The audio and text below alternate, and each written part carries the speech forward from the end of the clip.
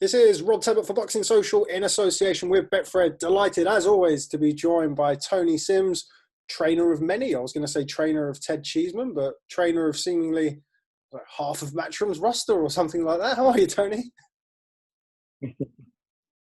Yeah, I wouldn't quite say half, but I've got a few. Yeah, I'm good, thanks. You all right?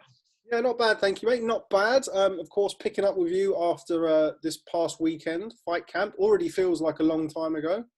Seems like a lot's happened in boxing since then. But let's start at the weekend. Ted Cheeseman, great fight, great performance, and a great win over Sam Eggington in fight camp.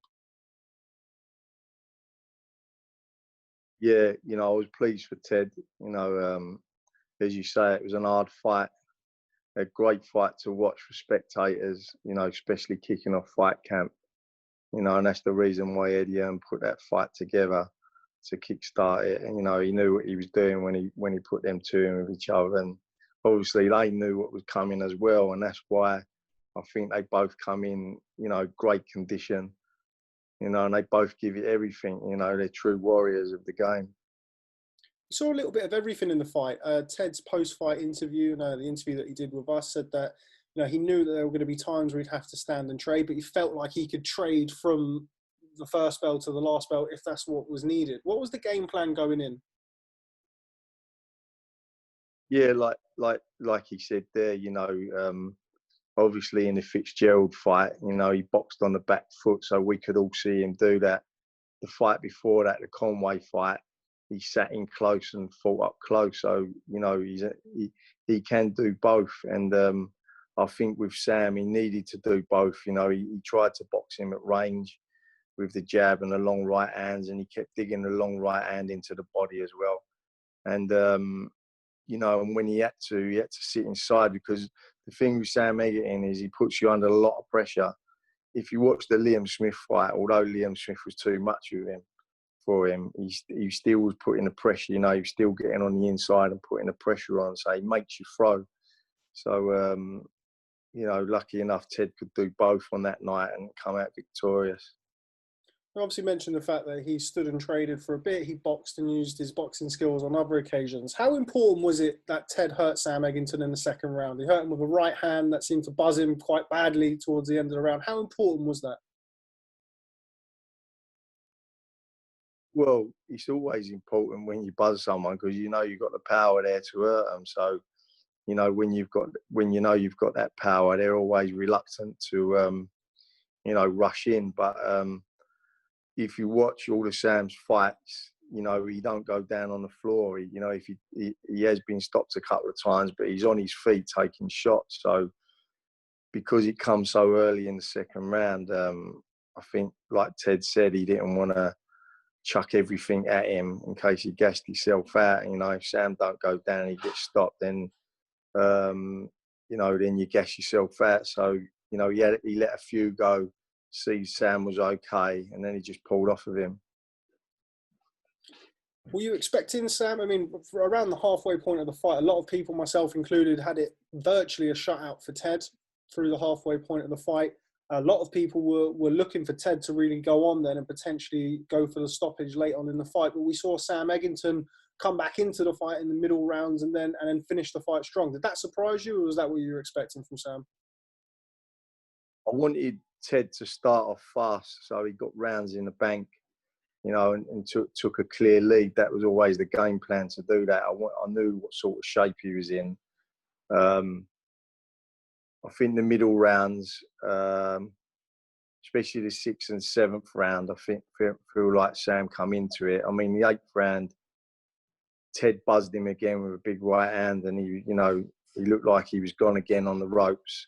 Took a few again, so I think the 8th round was quite a good big round for Ted. And then 9 and 10, no, not 9. Sam come back into it again.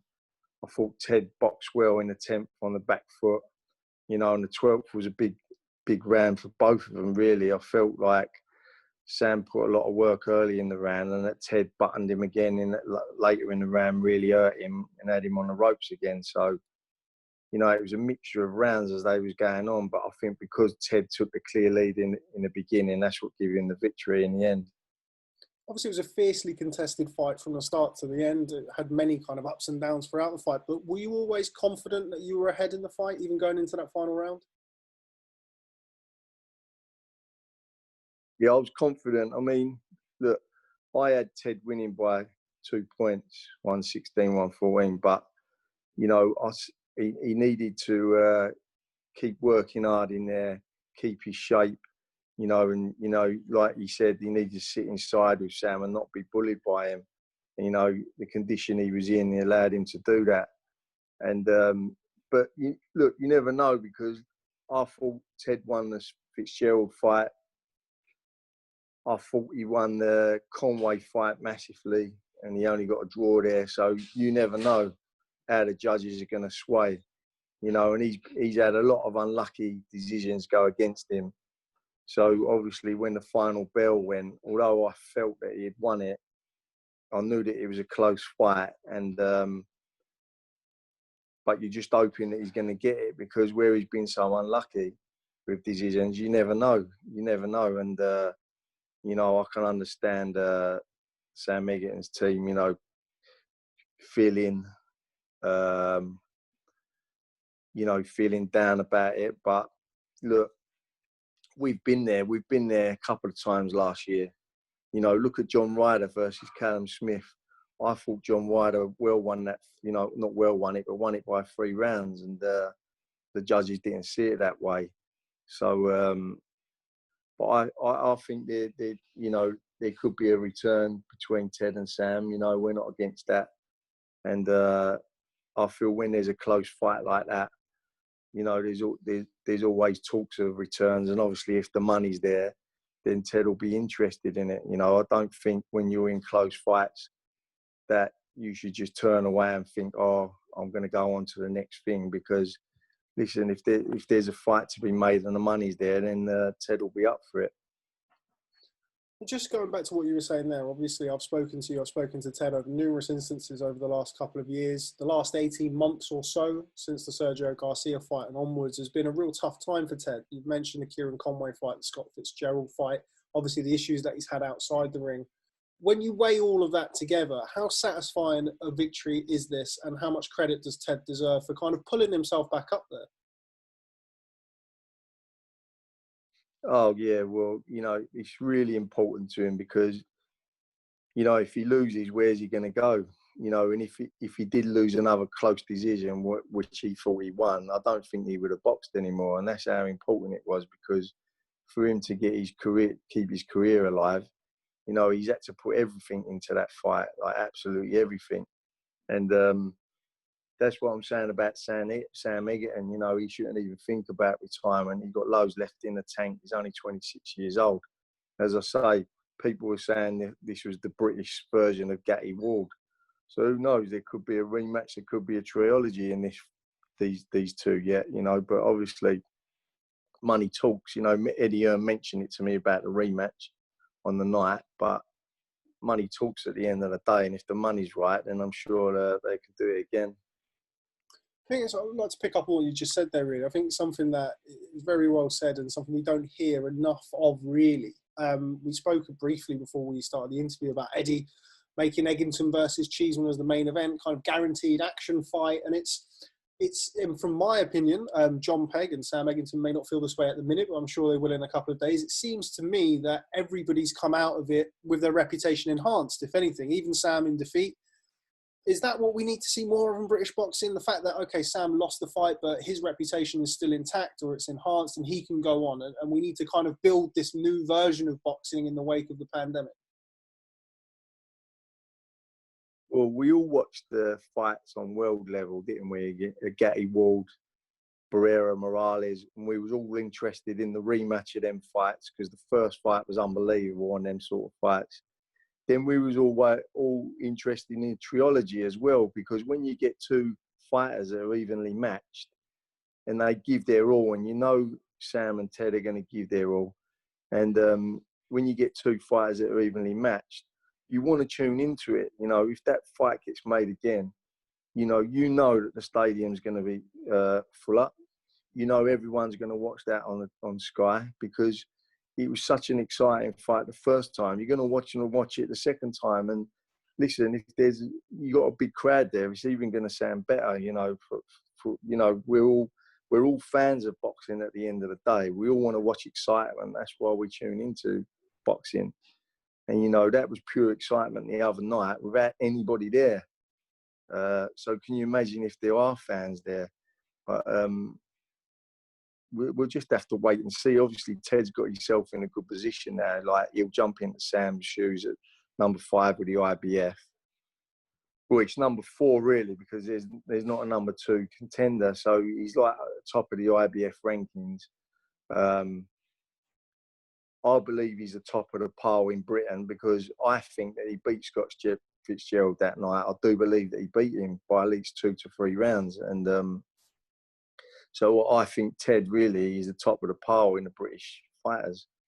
And obviously with this world ranking now, it proves that he is. But, we'll just have to wait and see what comes up. But, Ted will be open to the rematch if the money's there, So what they both need to do is have a good rest first and recuperate from, obviously, the training camps that they both had. Because I thought Sam Eggington was probably looked in the best condition I've seen him in for a long time.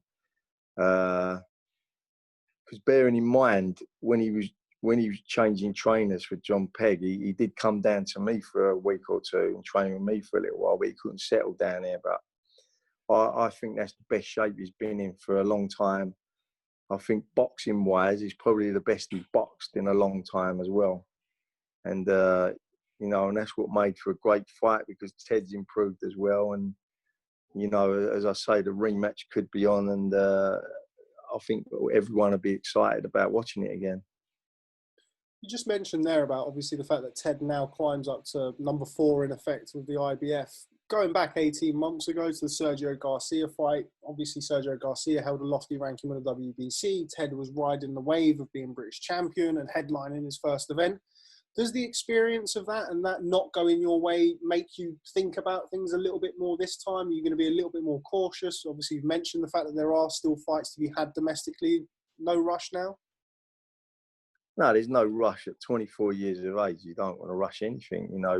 As you say, there's big domestic fights out there for Ted. But obviously, if you're in a position where you do get offered a world title shot, you dream since when you start boxing as a child, you dream of fighting for the world title. So you're not going to turn it down, And I remember when I had Lee Purdy, he was ranked number 4 with the IBF. And he got a telephone call. Kell Brooks pulled out with a bad ankle against Devon Alexander. Do you want to step in for your world title fight? You're British champion at the time. And you take it with both hands, because that's what you dream about. And Ted's in a position where, he may get a world title shot. He may get a final eliminator for the IBF world title. And if that comes along, of course he's going to take it. But in the meantime, like you say, there's a lot of domestic big fights to be made out there. And,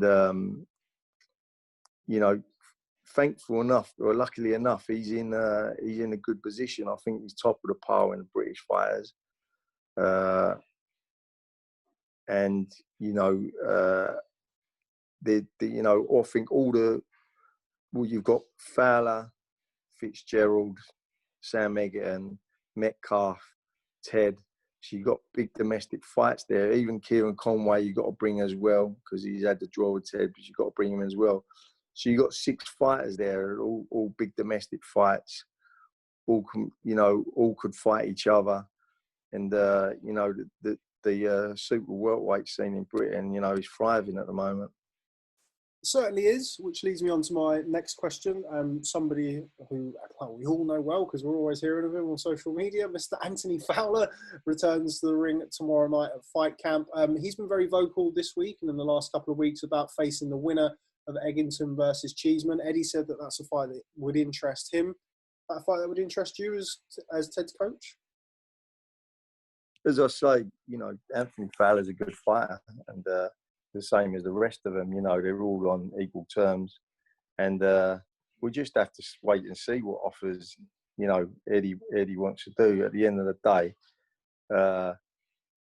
he's Eddie who puts the fights together. He knows what he's doing, putting good fights together.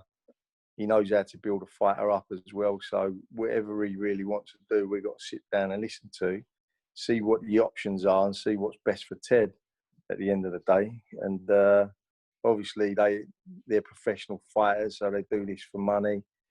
And because obviously it's their living, and whatever best option and best person is for them, and then that's what you've got to look at. What's your general takeaways from fight camp, Tony? From like the point of view, or the perspective of a trainer. Obviously, we mentioned about there being no crowd noise when it was such a brilliant fight inside the ring. Usually, you'd have beer flying and people cheering and jumping up and down. What was it like for you, the whole process, the week and the fight night? To be honest, it was obviously it was different, but it was great. I think we've all been starved of boxing, the fans, and also, the fighters, the trainers. We've all been starved of boxing. In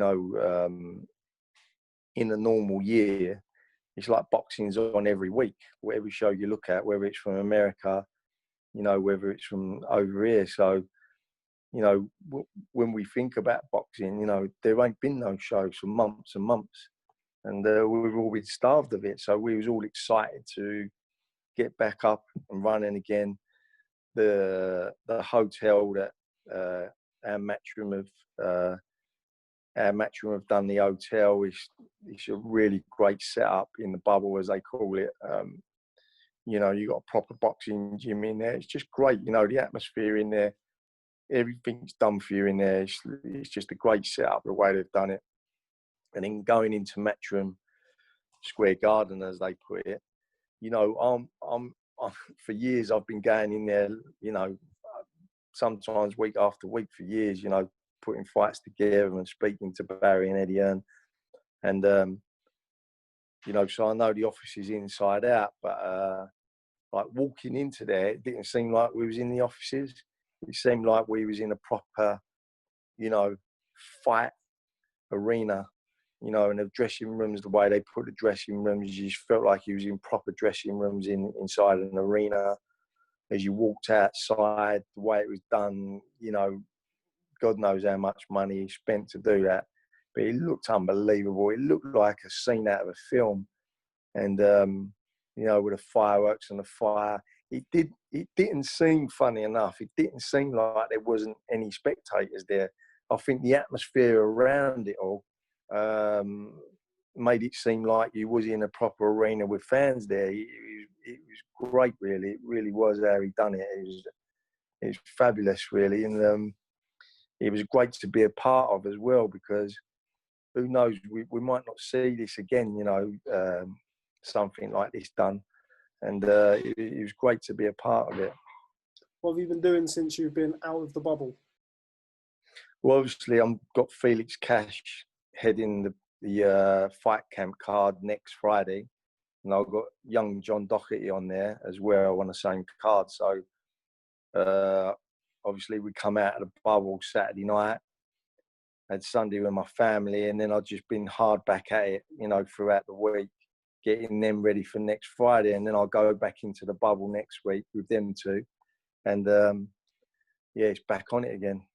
It's kind of where I was going to go next. Obviously, Felix Cash headlines next week against Jason Welburn, defends his Commonwealth middleweight title. When I spoke to him a few weeks back when I came down to the gym, he was very, very excited about the opportunity to, showcase his skills and headline the bill. I'd imagine this past weekend seeing Ted in action has only made that even more so. Yeah, sure. They're all gym mates together, and they've obviously watched the fight. They're excited. They've seen it all on TV, how fight camp works. So they're all excited to fight, and as you say, it's given more of a buzz to get in there. And Felix, this is the first time he's going to top the bill, Felix. He's been in a bit of shadows of my other fighters, really. He's not had the publicity they've had. He's had a few injuries along the way that's took him out of a couple of important fights that he should have had and should have been moved on by now. But he's always stayed in the gym, getting ready, and I think he's an absolute fantastic prospect. You know, he's a good middleweight, and I've said from day one since I've had him that he reminds me so much of my other fighter, Darren Barker, and just in stature, height, you know, the way he fights, fast hands, great movement, and you know, I'm looking for him to do great things, and this is a great showcase for Felix. Like you say, he's headlining. He's a lot of viewers are tuning into the fight camp, so a lot of people are going to know who he is, and this is the sort of lift that he needs, you know, in his career right at the moment. And important to point out, a worthy opponent in Jason Wellborn, boxed for a world title. Obviously, he's boxed around British level at a good level for a number of years. Be quite a statement if he can do a nice job on Jason Wellborn. Yeah, you know, Jason's a real tough kid. You know, we see him have fight of the year in his British title fight. And as you say, he went on to fight Jarrett Hurd, who's obviously was a step too much for him, but he still got in there and had a right go. In his last fight against James Metcalf, I thought he was doing really well in that fight. It was a tough fight. And obviously James got him out with a hook to the body and put him down. But up until that point, it was a pretty close fight. So we all know that he's a tough customer. He comes to fight. He's always fit and strong. I remember years ago when he boxed against Matthew Macklin, he was unlucky not to get the decision then. And he had a great performance against Marcus Morrison. Fantastic performance that night when he beat him. You know, so he's a tough, rough ass customer.